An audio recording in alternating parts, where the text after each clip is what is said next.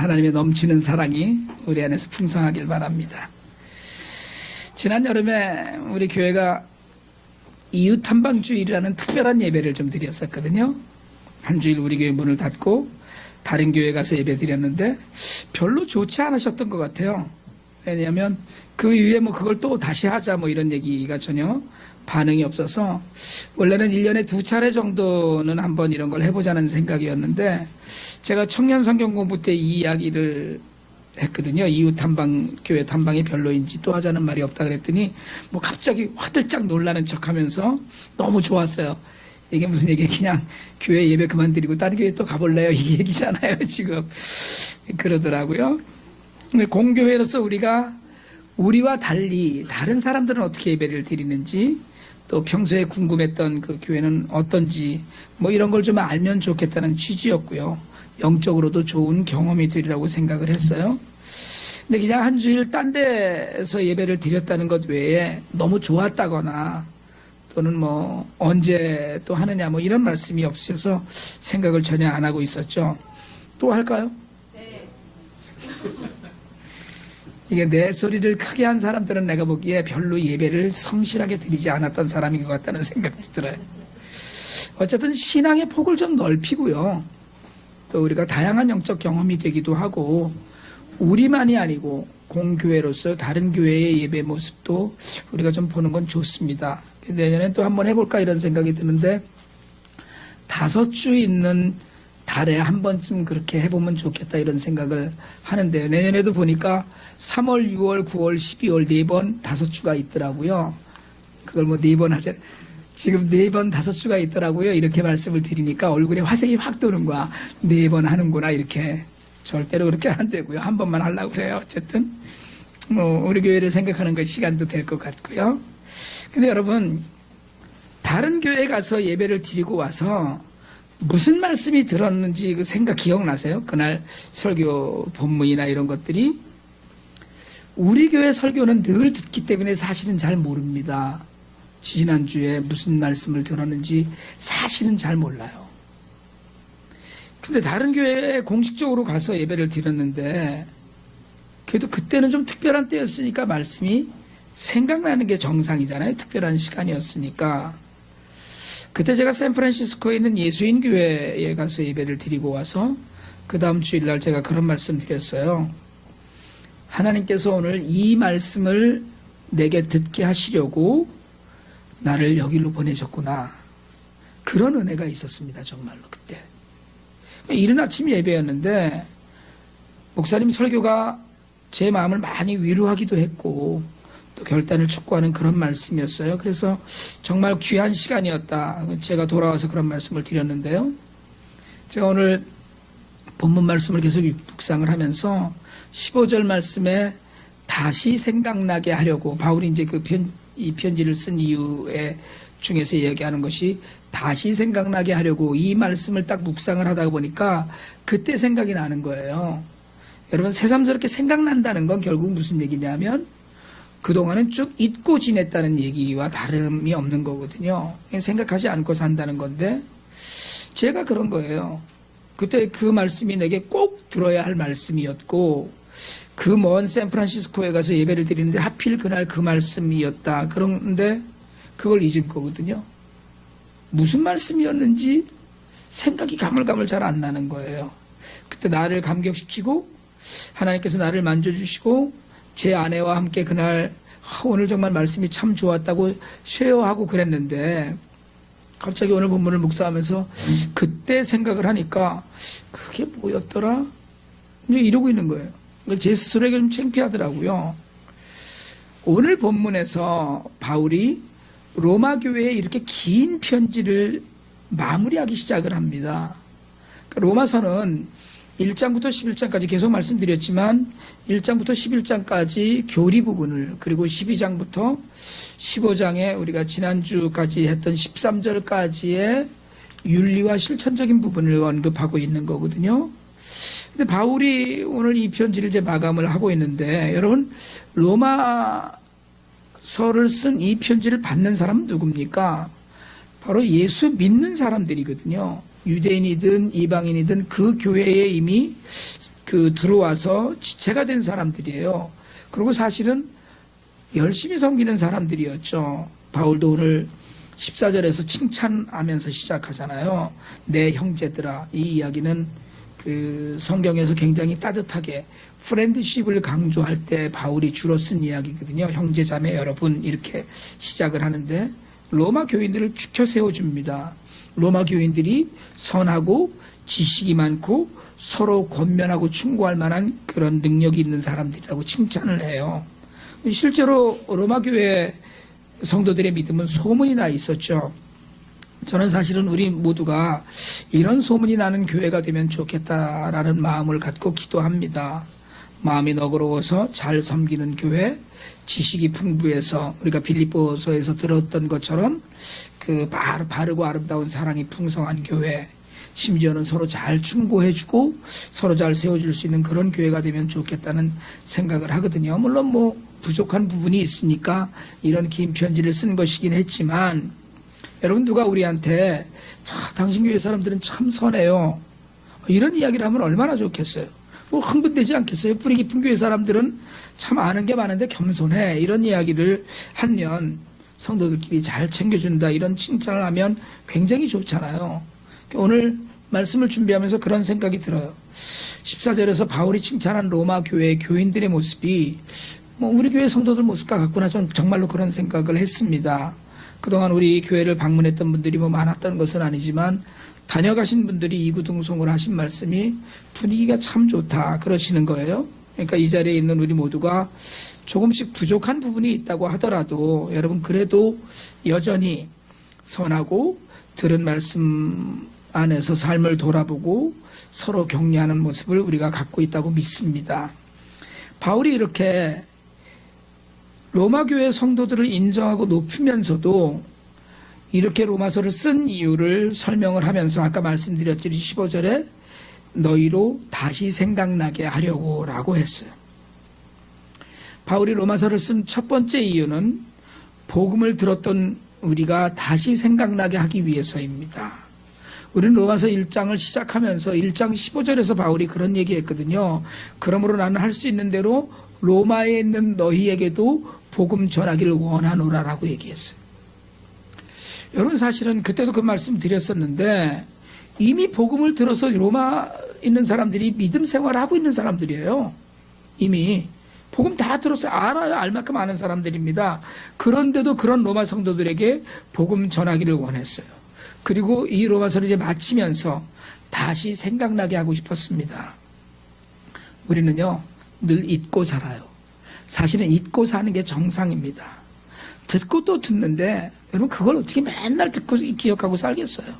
그래서 복음은 늘 들어야 되고 하나님의 말씀은 늘 생각나지 않아요. 사실은 제가 샌프란시스코 가서 그렇게 은혜로운 말씀을 듣고 그렇게 하나님께서 꼭 주고 싶은 말씀을 들었다고 했으면서도 사실은 그 말씀이 어디로 갔는지 모르는 것처럼 여러분 사실은 우리가 늘 말씀을 듣고 늘 마음속에 새기고 늘 결단하면서 돌아가지만 그 말씀이 그렇게 늘 한 번 들은 말씀이 영원히 흔들리지 않고 붙어 있는 것이 아니더라는 거예요. 그래서 말씀을 늘 듣는 것도 필요하지만 들은 말씀을 자주 묵상하는 일도 필요합니다. 가끔 메모도 하기도 하고 가끔 웹사이트에서 다시 돌이켜 들어보기도 하면서 그럴 가치가 있는 거예요. 여러분 제가 요즘 탭으로 주로 책을 많이 읽거든요. 전자책을 많이 읽는 거죠. 근데 그래도 여전히 제가 읽는 책의 비율은 전자책 비율보다는 종이책 비율이 훨씬 높습니다. 그러다 보니까 종이책 한 10권 내지 20권 사야 전자책 한 권 사는 정도일 것 같고요. 어떤 때는 종이책도 사고 같은 책을 전자책으로도 사요. 제가 책을 깨끗이 읽는 편인데 요즘은 가끔 밑줄도 칩니다. 나중에 다시 들여다볼 기회가 있을 때 먼저 읽었을 때의 느낌을 생각하고 싶기도 한 것이고요. 내가 중요하게 생각하는 것이 무엇인가를 돌이켜보고 싶어서 그래요. 저는 여러분들도 좀 그러시면 좋겠어요. 우리가 지난번에 저스트 쇼업 할 때 들으면서 줄치고 줄친 것을 우리가 쉐어했던 것처럼 그렇게 줄치면 좋겠다는 생각을 합니다. 여러분 성경책도 깨끗하게 읽지 마세요. 제가 굉장히 깨끗하게 읽는 편이었는데 읽으면서 줄치시고요. 성경책을 지저분하게 읽으세요. 그러니까 그렇게 그냥 첫 번째 읽었을 때는 파란색으로 줄치고 두 번째 읽었을 때 빨간색으로 줄치고 하듯이 그렇게 줄을 쳐가면서 좀 밑줄 그어가면서 하이라이트 해가면서 책을 좀 읽는 것이 필요해요. 제가 청년들하고는 내년에 성경 일독을 하기로 했거든요. 여러분들께도 강제로 권하는데 내년에 성경 일독을 모두 좀 하시길 바랍니다. 청년들한테 성경 일독 하자니까 한두 사람은 자발적으로, 한두 사람은 자신이 없지만 제가 하도 목소리를 크게 하니까 할 수 없이, 그리고 한두 사람은 강제적으로 손을 들었어요. 그게 다 들었어요. 어쨌든 성경 일독 하겠다고. 기영이도 성경 일독을 해? 고개를 끄덕했어요. 여러분, 성경을 읽으면서 제가 정말로 내년에는 성경 일독을 우리 성도들이 성경 일독 이상 했다 한번 손 들어보실래요? 나는 성경 일독 이상 했다. 속으로만 들어야지. 속으로 드시는 거지 지금. 하나님 말씀이라고 우리가 얘기했는데 하나님 앞에 가서 제가 그래도 처음부터 끝까지 다 읽어봤어요. 이런 얘기는 좀 할 수 있어야 되지 않나. 예수님 만났는데 넌 성경 읽었냐? 뭐 이러는데 머뭇머뭇거리면 그건 좀 그렇지 않나 이런 생각도 들어요. 성경 읽으면서 밑줄도 치고요. 좀 지저분하게 읽으세요. 저도 그동안 성경을 굉장히 깨끗하게 읽어버릇했는데 이제 좀 그렇게 하려고 합니다. 밑줄 친 성경을 어느 날 다시 읽다가 내가 혼자 읽다가 밑줄을 쳤는데 어느 날 설교 본문이 되어서 그 중에 내가 밑줄 친 것을 만나면 여러분 그게 굉장히 반가운 것일 것 같다는 생각을 해요. 아, 그때 이 말씀이 있었지. 그렇게 생각이 날 거거든요. 여러분, 분주하기 때문에 모든 것이 늘 생각나지 않습니다. 바울은 중요한 복음의 메시지들이 다시 생각나게 하려고, 반복해서 알게 하려고 로마 성도들에게, 그리고 2000년이 지난 흐른 오늘 우리 교회 성도들에게 이 복음의 메시지를 전합니다. 그러니까 늘 잊지 않고 복음의 메시지들이 생각나는, 그건 복이에요. 여러분, 이런 복을 누리시길 바랍니다. 바울은 둘째로 넘치는 은혜를 나누고 싶어서 로마서를 썼어요. 여러분, 우리가 은혜 받은 사람이라고 그러거든요. 은혜는 하나님께서 자격이 없는 자에게 값없이 주신 선물이라고 그래요. 구원이죠. 근데 여러분, 은혜는 자꾸 있습니다. 잊어버려요. 은혜는 사랑이거든요, 하나님의. 그리고 우리의 사랑이라고 이야기해요. 그 은혜를 받은 사람이 반응한 것이 믿음이고 그것이 구원이에요. 근데 요한계시록 2장에서 주님 그렇게 책망하셨거든요. 에베소 교회에. 너희가 처음 사랑을 버렸으니까 어디서 잃어버렸는지 생각하고 회개하고 처음 행위를 가져라 그랬어요. 사랑을 잊어버린 걸 회개하라는 거예요. 그 아주 강력한 경고입니다. 여러분, 은혜는 하나님의 사랑인데 은혜도 우리 안에서 식어가요. 잊어버립니다. 그래서 우리 흔히 그런 얘기 하잖아요. 은혜는 모래에 새기고 원수는 바위에 새긴다. 그래서 은혜는 바람만 조금 불어도 흘러지고 없어지고, 원수는 태풍이 오고 쓰나미가 와도 절대로 안 잊어버린다. 이렇게 얘기하잖아요. 하나님의 은혜를 잊지 않고 감격을 잊지 않는 일은 정말 중요합니다. 혹시 잊으셨다면 여러분 회복하시길 바랍니다. 오늘 혹시 집에 가셔서 일기장에 써놓으세요. 은혜. 이렇게 책상 앞에다 써놓으세요. 은혜. 여러분 자꾸 잊어버려요. 은혜가 사실은. 그래서 처음에 하나님을 만났을 때는 정말 하나님의 자녀인 것 같고, 그런데 지금은요 그냥인 것 같아요. 별로 생각 안 나요. 여러분, 우리가 뭐가 있었다고 불평하겠어요? 오직 은혜가 아니었다면 구원의 자리에 없었을 텐데 우린 가끔 은혜 받고 난 이후에 불평을 해요. 여러분, 우리는 불평할 자격이 없습니다. 우리에게는. 그러니까 오직 은혜로 우리가 이 자리에 있는데 처음 만난 하나님을 자꾸 잊어버려요. 은혜 위에 굳게 서는 믿음만이 우리를 성도답게 합니다. 은혜를 잊어버리면 성도가 되는 그 삶을 잊어버리게 돼요. 자꾸 잊어버려서 은혜 받은 사람인지 아닌지 분간이 안 되면 우리는 믿음으로 할 수 있는 일이 없어집니다. 은혜가 있어야지 뭐든지 할 수 있어요. 하다못해 슈박스 하나를 만드는 일도 내 안에 은혜가 있어야지 할 수 있어요. 그렇지 않으면 내 힘으로 해야 되는데 굉장히 힘들어요. 근데 솔직하게 말씀드리자면 사실은 우리가 다 늘 잊고 살잖아요. 솔직히 뭐 평생 안 잊고 사는 은혜가 어디 있습니까? 백골난망이라고 무슨 뭐 죽어서까지도 잊지 못할 은혜라고 말은 하지만 여러분 은혜를 잊지 않으려면 노력해야 됩니다. 많이 노력해야 돼요. 나는 은혜 받은 사람이야를 매일 아침마다 외친다거나 정말 이러지 않으면 잊어버려요. 당연히 잊어버립니다. 바쁜데요. 은혜를 지금 생각하고 기억할 시간이 어디 있어요? 그럴 시간 없거든요. 내가 은혜 받은 사람이 있다면 여러분 나한테 은혜를 베푼 사람들도 있습니다. 언제든지 연락하고 만날 수 있어야 되는데 까맣게 잊어버립니다. 사람도 잊어버려요. 하나님만 있는 것이 아니라. 그러니까 우리는 그때 참 생각해보면 은혜를 입었었지 라고 추억하기만 해요. 제가 오늘 예배 후에 오후에 노스캐롤라이나에 가거든요. 오래전부터 계획한 것이 아니라 갑자기 계획을 했어요. 제가 목사가 된데 가장 큰 은혜를 베풀어 주신 목사님이 노스캐롤라이나에 사셔요. 그분이 제 평생의 은사이고 제게 정말 은혜를 베풀어 주신 분입니다. 연세가도 있으신데 꼭 한번 찾아뵙고 싶었죠. 늘 잊고 사는 거예요. 사실은. 근데 아프시다는 소식도 들었어요. 제 아내랑 같이 마침 항공사 마일리지를 계산하니까 될 것 같아서 제가 그동안 베푸신 은혜를 잊고 살았다는 생각을 들어서 다녀오려고 합니다. 제가 그 목사님을 생각하면 사실은 거의 매일 그 목사님을 생각했어요. 매일 생각할 수밖에 없었어요. 왜냐하면 그 목사님이 저한테 제가 매일 묵상하는 걸 굉장히 못마땅해 하셨어요. 사실은 큐티를 못마땅해 하신 거예요. 왜냐하면 그분 있는 말씀이에요. 성경을 한 구절씩 한 절씩 잘라서 보는 버릇을 하지 말라고 하시는 거거든요. 제가 그 말씀이 무슨 뜻인지 알아요.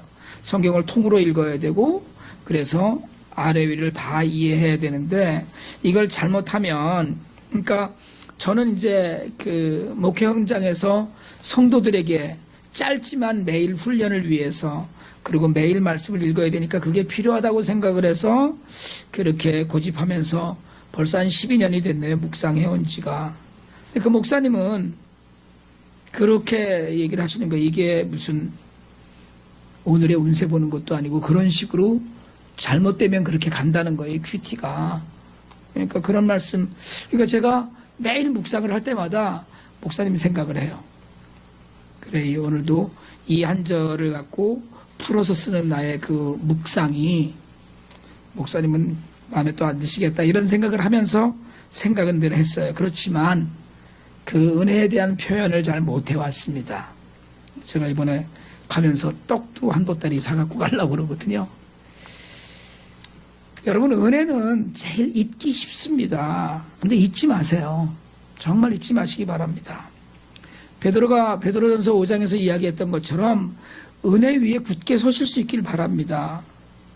은혜를 잊지 않으려는 노력을 평생 하시길 바랍니다. 하나님을 향한 은혜, 하나님의 은혜, 또 사람들로부터 받은 은혜조차도 여러분 은혜를 잊지 않는 사람이 가장 훌륭한 사람입니다. 은혜를 잊지 않는 사람이 가장 인격적으로 뛰어난 사람이에요. 은혜를 잊지 않는 사람만이 정말 사람다운 사람입니다.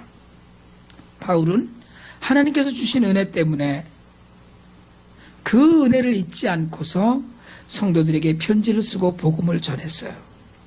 하나님의 은혜를 기억하면 여러분 은혜를 나누고 전하는 사람이 될 수 있습니다.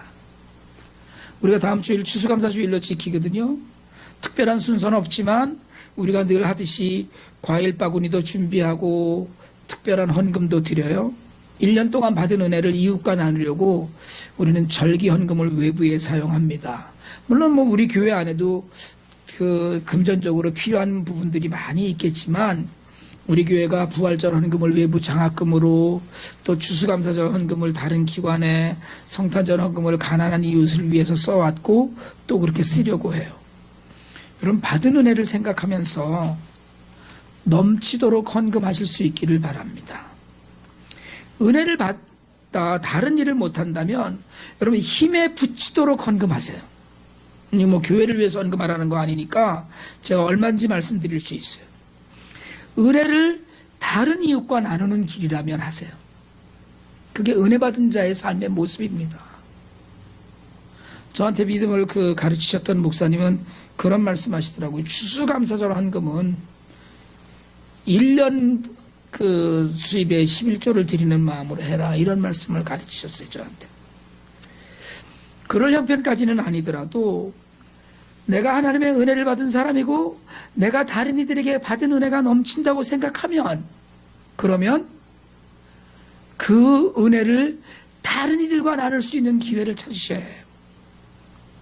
우리가 잊지 않고 나누는 은혜가 복음을 나누고 생명을 나누는 일에 쓰임받게 됩니다. 하나님이 가장 기뻐하시는 일이라고 저는 확신을 해요. 바울이 은혜를 통해서 이방인을 위해서 그리스도의 일꾼이 되었다고 16절에서 고백해요. 은혜 때문이에요. 여러분, 우리가 하나님한테 은혜를 받았는데 사랑은 내리 사랑이라고 얘기하잖아요. 우리가 받은 은혜를 하나님께 어떻게 돌려드리겠어요? 은혜를 좀 갚으려고 하는데 어떻게 갚겠어요? 어떻게 갚겠습니까? 뭘로 갚겠어요? 하나님께 받은 은혜를 하나님을 어떻게 안아드려서 갚겠어요? 하나님이 맛있는 음식을 좋아하셔서 갚겠어요? 여러분, 하나님께 받은 은혜는 다른 이에게 또 은혜가 되도록 흘러가야 됩니다. 다른 사람들에게. 우리가 슈박스 미니스트리 통해서 제3세기 어린이들에게 크리스마스 선물을 섬기고, 엔젤 트리를 통해서 부모가 감옥에 갇혀있는 아이들에게 그리스도 사랑으로 크리스마스를 선물을 전하는 일. 제가 아까 찬양하다가 중간에 기도하자고 그러시는데, 오늘 설교 원고를 이성진 집사님이 읽었나? 여러분, 이게 하나님께서 주신 은혜를 흘려보내는 일이에요. 하나님께서 진 빚을 조금이라도 갚는 길입니다. 다른 길이 없어요, 우리에게. 그래서 바울은 그 은혜를 흘려보내는 일을 통해서 우리를 복음의 제사장의 직분을 가졌다라고 얘기해요. 여러분, 하나님께서 주신 은혜로 말미암아 바울은 이방인의 제사장이 되었습니다. 이방 사람들이 성령으로 거룩하게 되어서 하나님께서 기쁘시게 받으시는 제물이 되게 했다고 그러거든요. 이 말이 약간 어려운데요. 예수를 안 믿는 사람들을 복음을 전해서 예수를 믿게 해서 하나님 앞에서 예배 드리게 하는 것, 이게 제물이에요. 우리를 산 제물로 드린다고 그러잖아요, 예배 안에서. 그러니까 구약의 제사장이 빗대어서 자신을 복음의 제사장의 직분을 가진 사람이다라고 이야기해요. 왜요? 다른 이들을, 예수 안 믿던 이방인들을 거룩하게 만들어서 그 이방인들을 하나님께 예배하는 자들로 만들었기 때문에. 여러분, 하나님께서 우리를 구원하시고 이 땅에 살게 하셨고요. 하나님께서 우리를 부르셔서 이곳에서 교회가 되게 하셨어요. 이유가 뭡니까? 부르셨으면 아예 불러가시지 않고 우리를 이 땅에 두신 이유는 우리 때문이 아니에요. 나 때문이 아닙니다. 우리를 이 땅에 두신 이유는 우리 때문이 아니라 우리를 통해서 복음을 만나야 될 사람이 있기 때문에 그래요. 바울만 복음의 제사장이 아니라 우리도 복음의 제사장 직분을 받은 사람이거든요. 옆에 분 다시 한번 얼굴 한번 보실래요? 당신도 직분을 받은 사람이군요. 시작. 다시 한번 하세요. 당신도 제사장이군요. 시작. 이런 얘기를 할 때 조금 꿀리는 얘기를 하면 목소리가 작아. 여러분, 제사장 직분을 통해서 바울은 이방인을 하나님께 돌아오는 일을 감당했어요. 우리도 이제 복음의 제사장의 직분을 우리가 갖고 있다면 여러분, 그걸 회복하시기 바랍니다. 그래서 전도해야 될 사람들이 있어요. 살아야 될 생명들이 있습니다, 우리 주변에. 여러분, 바울은 이 복음의 제사장 직분을 가지고 복음을 전혀 듣지 못한 사람들을 위해서, 심지어는 예루살렘에서부터 126원이라고 하는 마게도니아 북서쪽의 먼 지방까지 다니면서 남김없이 복음을 전했다라고 얘기해요. 그러면서 오늘 바울이 본문의 마지막으로 이사야 52장 15절 하반절 말씀을 인용합니다. 기록된 바 주의 소식을 받지 못한 자들이 볼 것이요 듣지 못한 자들이 깨달으리라 함과 같으리라. 뭐래서요? 나 때문에. 여러분, 이제 우리는 단순히 그냥 믿기만 하고 하나님 앞에서 예배만 드리는 어린아이가 아니라 복음의 제사장 직분을 맡은 사람으로 살아야 돼요. 나 때문에 세상이 달라져야 됩니다. 나 때문에 내 가까이에서 아직도 예수 믿지 않는 사람, 혹은 아직도 하나님을 떠나 있는 사람, 혹은 예수를 믿다가 떠나버린 사람들이 달라지고 하나님 앞으로 돌아와야 돼요. 그게 우리가 해야 될 일인 거예요. 제가 지지난주 수요일 저녁에 말씀드린 적이 있는데요. 제가 요새 틈만 나면 백종원이라는 분의 프로를 찾아봅니다. 유튜브에 보니까 이렇게 토막토막 계속 나와 있더라고요. 그중에 서울 해방촌의 신흥시장이라는 곳에 있는 횟집에 가서 했던 말씀을 지난 수요일 날 말씀을 드렸었는데요. 31년 된 횟집에 가서 아구찜과 알탕을 시켜놓고 백종원 대표가 그런 얘기를 하더라고요. 진짜 동네에 이런 집 하나 있으면 얼마나 행복할까. 자막에 이 동네 사람들은 좋겠다. 이러고 자막이 뜨더라고요. 제가 그 얘기를 딱 듣는데 동네에 이런 식당 하나 있으면 얼마나 행복할까. 여러분, 동네에 이런 교회 하나 있으면 얼마나 좋을까. 저는 그렇게 들렸어요. 그게 정말 이 동네 사람들이 이 교회 하나 때문에, 이 교회 때문에 행복할 수 있을까. 동네에 이런 교회 하나 있으면 얼마나 행복할까. 이 동네 사람들은 좋겠다, 이런 교회에 있어서. 여러분, 우리가 그런 이야기를 듣는 교회가 되면 좋겠어요. 받은 은혜를 잊지 않고 살면 그런 교회에 이룰 수 있습니다. 은혜를 흘려보내는 교회가 되면 이 동네 사람들이 좋아하는 교회가 될 수 있어요. 우리가 정말 복음의 제사장 직분을 잘 감당해서 우리를 만나는 사람들이 다 거룩하게 되고, 그래서 그 사람들이 다 예배의 자리에 설 수 있다면, 그러면 정말 사람들이 행복해하는 그런 교회가 됩니다.